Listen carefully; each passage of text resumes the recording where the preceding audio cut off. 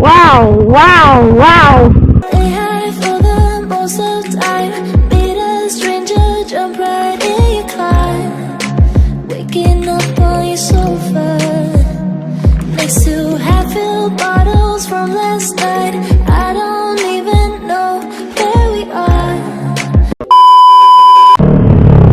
Kembali lagi bersama saya dengan Hera di channel YouTube Star by Gareth.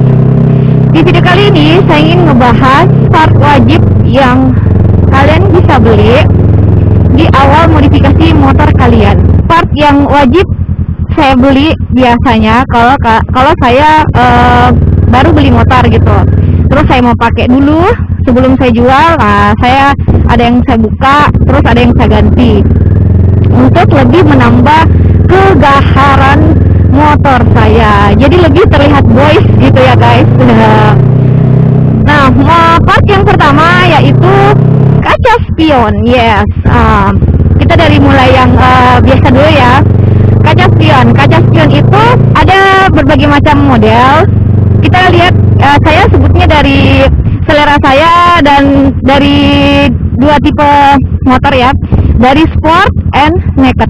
Nah, kalau dari naked bagusnya, kalau dari saya nih ya, kalau dari naked bagusnya itu kalian pakai N-bar yang dipasang di sini, di sini di stang motor, di hand grip. Nah, di dekat hand grip dia itu modelnya nempel di situ. Terus bisa kalau kalian mau ngelihat itu biasa agak ngelihatnya agak ke bawah gitu guys. Itu bagusnya untuk motor yang naked guys, cocok. Dan kalau untuk motor sport itu kalian bagusnya yang sport kan biasanya dipasang di batok ya, di batok kepala motor ya, bisa dibilang di dekat fairing lah ya. Dia biasanya nempel sama windshield. Nah, itu dia orang awam sebutnya biasa spion berdoa. Berdoa gitu. Cocoknya sih kalau menurut saya, dari selera saya cocoknya yang kayak gitu kalau untuk sport. Tapi kalau untuk naked cocoknya spionnya yang N-bar. Tapi kalian harus fokus di kalau beli spion itu kalian harus fokusnya di kacanya, cerminnya harus beli yang jelas, yang jernih, supaya jarak pandang kalian ke belakang itu bagus gitu, tidak buat kalian susah melihat, karena spion itu sangat membantu jika kalian ingin belok kiri, belok kanan, karena takutnya ada yang balap dari belakang gitu ya pas kita mau belok itu guys. Terus selanjutnya part yang kedua yang wajib kalian beli jika kalian ingin memodifikasi motor kalian di awal. Part modif selanjutnya itu ya, itu kalian bisa beli frame slider.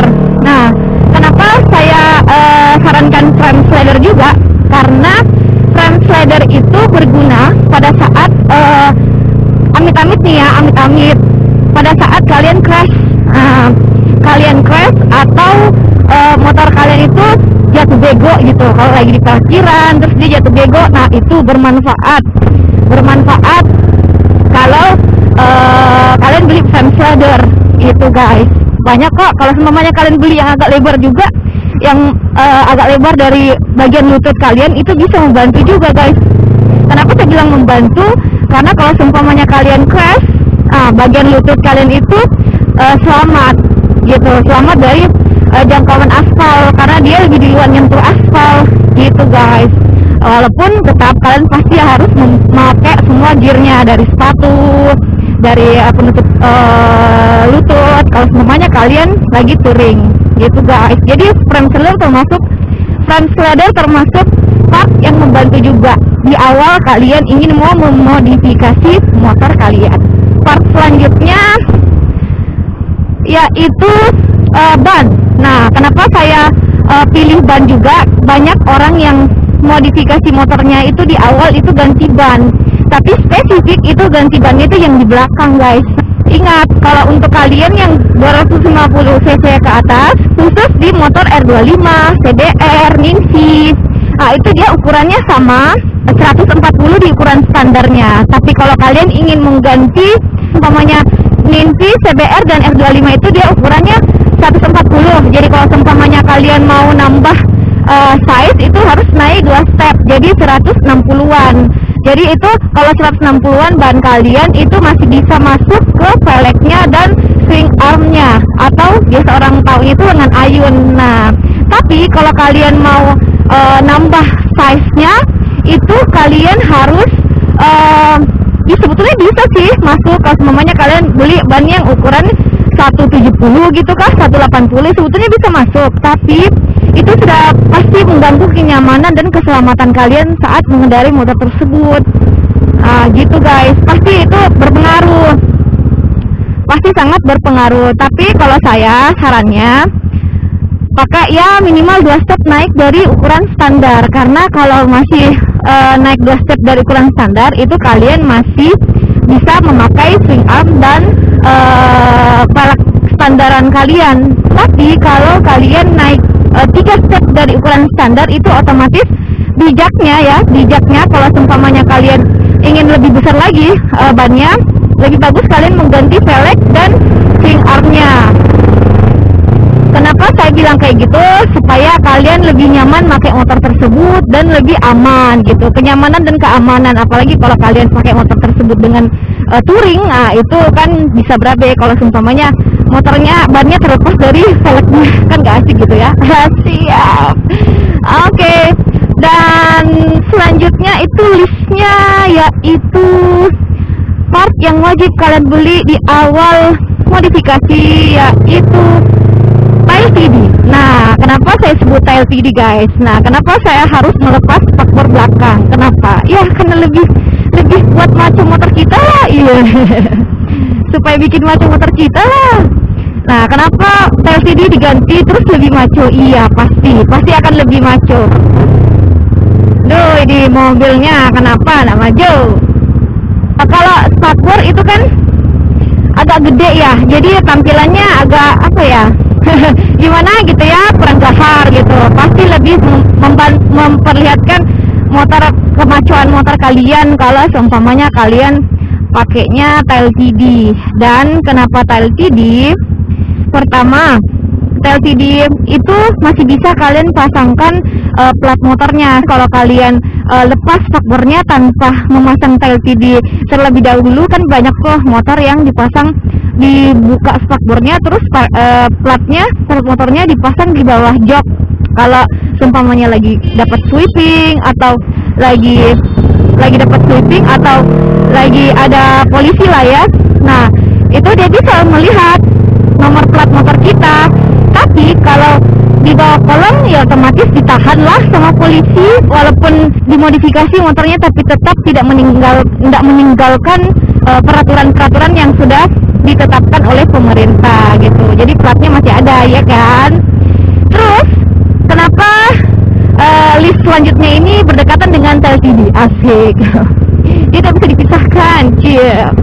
Selanjutnya listnya part yang wajib kalian ganti di awal modifikasi kalian, yaitu stop lamp. Gantinya dengan 3-in-1, stop lamp 3-in-1. Jadi dia mencakup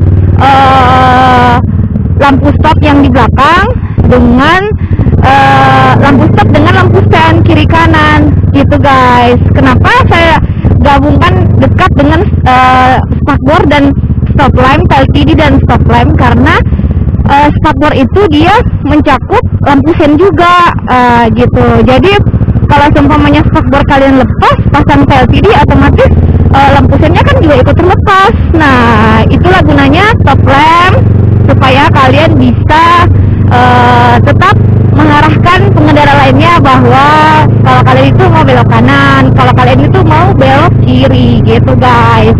Dan kalau pakai stop lamp itu di motor kayaknya keren gitu ya, lebih menambah kemacuan, lebih boys banget gitu ya. Walaupun saya cewek, tapi ya untuk modifikasi motor saya lebih suka yang lebih kecowokan gitu. Oke guys, terus kita lanjut ke part yang terakhir. Nah, part yang terakhir itu ialah knalpot. Yes, knalpot yang part paling penting, yang paling sering orang ganti di awal modifikasi motor mereka. Kenapa? Karena memang knalpot itu di garang gitu ya, lebih memperlihatkan identitasnya. Cuman memang knalpot banyak pro dan kontranya gitu. Kalau bagi kita ini yang memang hobi dan passion di motor, ya fine aja ya dengan suara merdunya knalpot ini. Tapi kalau untuk orang awam pasti terganggu dengan suara knalpot. Makanya kalau kalian ingin beli knalpot, beli yang original, jangan yang KW. Kenapa saya bilang kayak gitu? Beda guys, suaranya itu beda, kemerduannya itu beda. Kalau yang KW itu bukan merdu guys, pecah. Bukan merdu guys, tapi pecah, bunyi tidak beralasan. Nah, motor knalpot KW itu bunyi tidak beralasan, sedangkan kalau knalpot original itu bunyinya beralasan guys.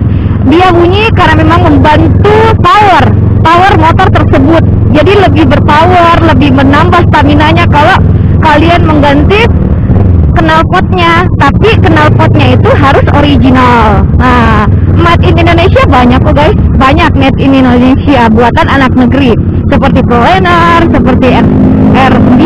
Nah, itu buatan Indonesia semua dan suaranya merdu-merdu, mau untuk 250 ke atas sampai yang 150 juga ada, tergantung kalian sukanya yang mana. Terus kalau seumpamanya kalian seleranya sukanya yang agak besar suaranya, pecah tapi tetap merdu, karena original tetap merdu, kalian belinya yang silindernya yang pendek. Nah, itu agak lebih besar suaranya guys, karena dia silindernya pendek. Terus kalian bisa juga beli silencernya doang, it's okay. Yang penting inletnya itu ukurannya bisa masuk di bagian pipa motor kalian, di bagian pipa hidurnya. Nah, itu bisa masuk guys.